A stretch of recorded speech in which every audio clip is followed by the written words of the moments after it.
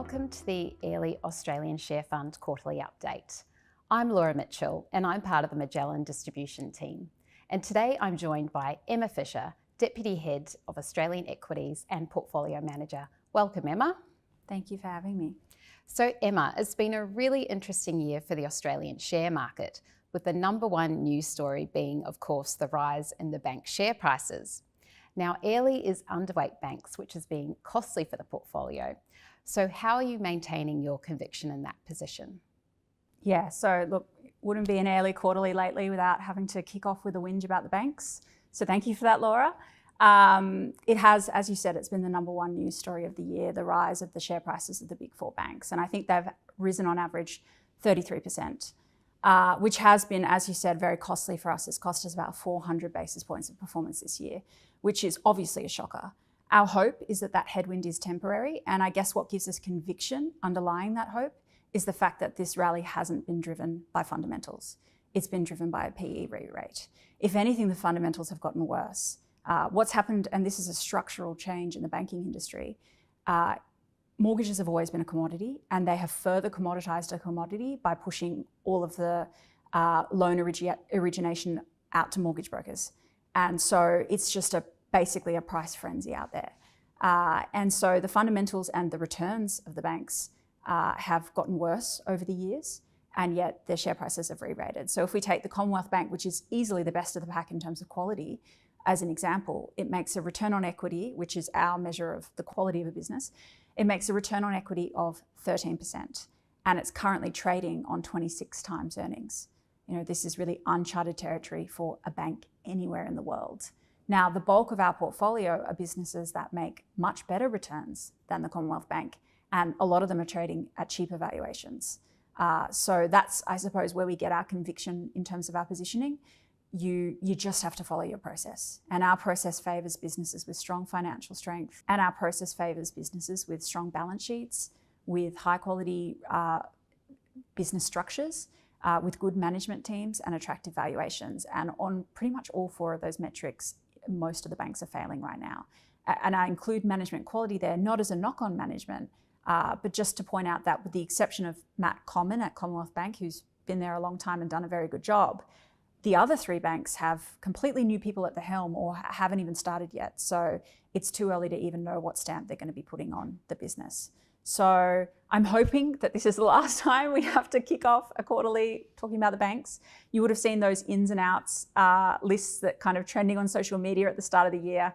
Firmly on my out list for 2025 is whinging about Aussie bank valuations. Thanks, Emma. That was really interesting. Now, Mineral Resources was obviously a very topical stock in the quarter with the allegations against Chris Ellison.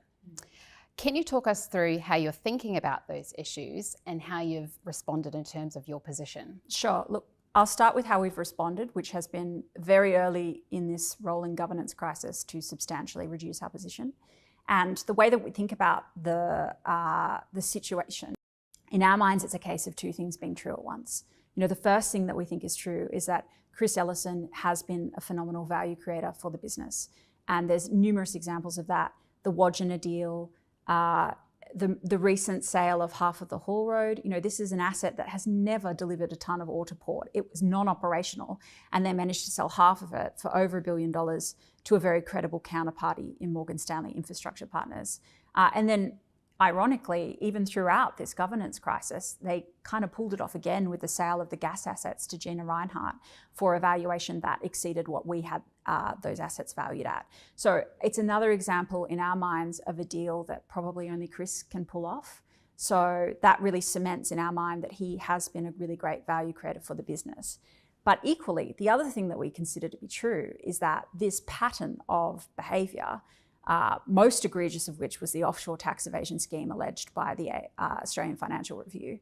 But the rolling pattern over the years of related party transactions and corporate governance failings, all of it collectively, in our minds, renders his position untenable at the company.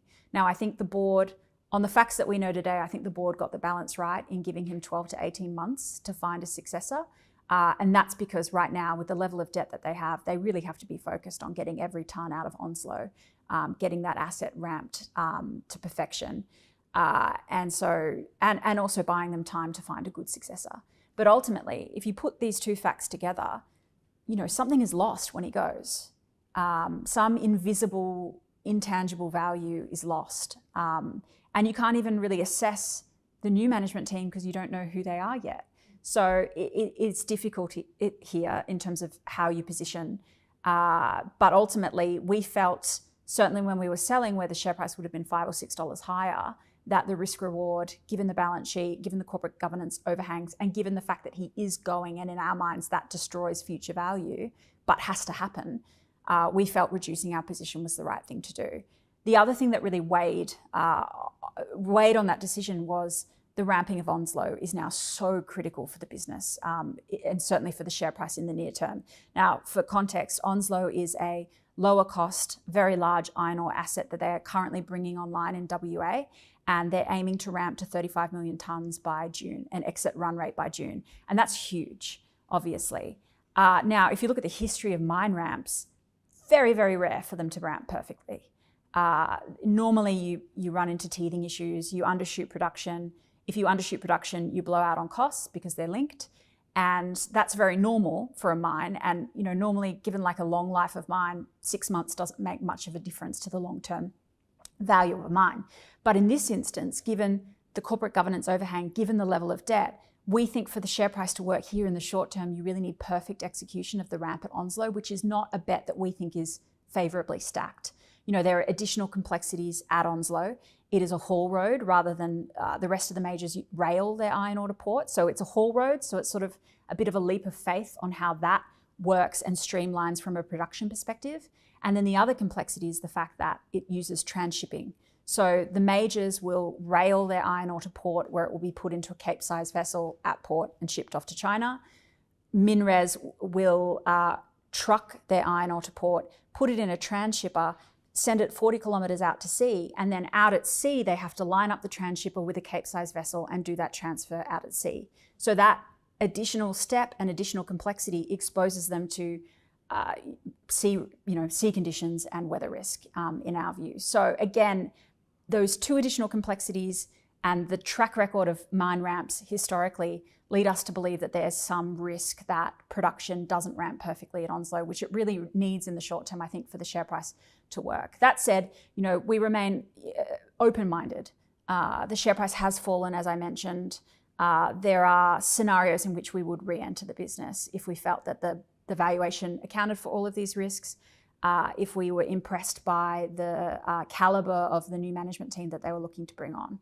So we remain close to the story, but as it stands today, we have substantially reduced our position. Thank you, and that sounds very complex indeed. Now, one of the best performers for the fund this quarter has been Sigma, which had its merger recently approved with Chemist Warehouse by the ACCC. How are you thinking about that position now that it's had such a good run? Yes, some good news to talk about. So Sigma returned 82% for the quarter, and the share price now is in the high twos, which is obviously a very different value proposition to when we initially put it in the fund, when the share price was around 90 cents. And the reason for the re-rate, as you said, has been the approval of the merger with Chemist Warehouse by the ACCC. So in our minds, it's full steam ahead for that merger. And while the stock is very expensive, we think it's a fantastic bottom draw position. And if you had to pick one stock in Australia that you'd want to own for the next 10, 15, 20 years, I think this would be the one. Everyone wants to own earnings compounders. And when you think about earnings compounders, your mind typically goes to like tech stocks and healthcare stocks. But I think the humble retailer is the unsung hero of compounding, because if you've proven out the economics in a few stores, it tends to work Australia-wide. And as you get bigger and roll out stores, you get more clout with suppliers. So the economics of each store actually improve as you get bigger. Now that's underpinned phenomenal profitability and success for this business. They have just about 500 stores in Australia, Chemist Warehouse stores. Their most dense state is Victoria. And if you applied the Victorian density of Chemist Warehouses to the other states and think that they could get there over time, you get about 900 stores in Australia. So you can see that they're nowhere near done on their rollout here. They've had a lot of success in New Zealand. They've got about 50 stores there, and they only entered the market in 2018. So they've had a lot of success. We think they could at least double their store count there. And they've also had a lot of success in Ireland. They've got 10 stores there. We think that they could get to 40 or 50 stores. So when the near-term multiple looks very high, nosebleed high. And yet when you kind of break it down and think about where they're going, you can kind of piece it together and see that they're probably going to double their store count over the next 10 to 15 years. And with that will come further improvements in their per store economics. And this is all just talking about the countries that they're in today. That if they do have success overseas, they'll probably use Ireland for a launching pad into continental Europe or the UK. So it reminds me a bit of Reece, which is a business we've owned for a long time. I think the share price is up 50-fold over the last 20 years. And at every point in time, it's looked really expensive. But the reason it's done so well has been that improvement in store density and improvement in the per store economics. And we think this is a very similar situation. So we're very happy holders for the long term here. Okay, thank you. And are there any other portfolio changes that you've made towards the end of the year? Look, I would say nothing major. December did throw off quite a few opportunities. So the ASX fell 3% in December. And really what that was caused by was the Fed in the US changing its dot plots forecast, which is basically they moved to saying they expect fewer rate cuts next year. Now, the market had a bit of a SPAC attack about that, as it always does. And I always find this quite amusing because I kind of look at it and think, like, when are we going to learn that these guys are just making it up as they go along? They're responding to the data. If the data changes, their forecast will change. The classic example of that is that in 2021, we had our own RBA governor, Dr. Philip Lowe, telling us that the cash rate was going to be 0.1% in 2024. And when 2024 rolled around, it had a 4 handle. So central banks will respond to data. They don't have any better crystal ball than the rest of us, which all of us have pretty bad crystal balls when it comes to the price of money. We don't focus so much on what that means. We focus on responding to the volatility that it throws off. So in December, for example, nothing had changed for BlueScope, but the share price fell 15%. So we added a bit to that. Net cash business, a business we really like. James Hardie, that's had extraordinary volatility over the year. I think if you look at the last 4 quarters, Q1, the share price was up 9%. Q2, the share price was down 23%. Q3, it was up 21%. And now Q4, it was down 13%. So nothing is changing in this business in terms of its true long-term value, which changes very slowly over years and decades. And you've had all this volatility, which has given you all these opportunities over the year to add to this great core position at really attractive valuations. So again, that's one that we've added to.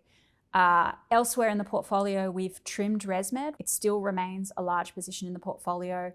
We've just taken a bit of the weight out of that position just because it's done so well. And we also, I guess, put a lot of that investment into CSL, which we think has a really attractive setup from here. You've got, our channel checks suggest that their core plasma business is firing in terms of demand for IG, which is their main product, and that costs are falling away. And what that means is over the next few years, you should experience a lot of gross margin expansion, and that's going to drive a lot of earnings growth for that business. So we really like the setup there. And then the final one worth mentioning would be News Corp. So News Corp is a very large position for us. It's done very well, but in late December, they announced the sale of Foxtel to DAZN, a global sports-focused streaming service. And we really liked that deal because it arguably got rid of the worst business in the News Corp stable, with the one with the worst outlook. And it further sort of simplified the business to its core, which is a very good core. You've got digital real estate underpinned by the 62% shareholding in REA. You've got Dow Jones, which I think is a cracking business, probably the jewel in the crown of the News Corp assets. And then to a lesser extent, you've got Books, which is doing pretty well. So we actually topped up our position on the back of that deal because we really liked the fact that it further simplified the story. Great. Thanks, Emma. Really appreciate your insights. And thank you all for watching. Please feel free to share this video with your clients and colleagues.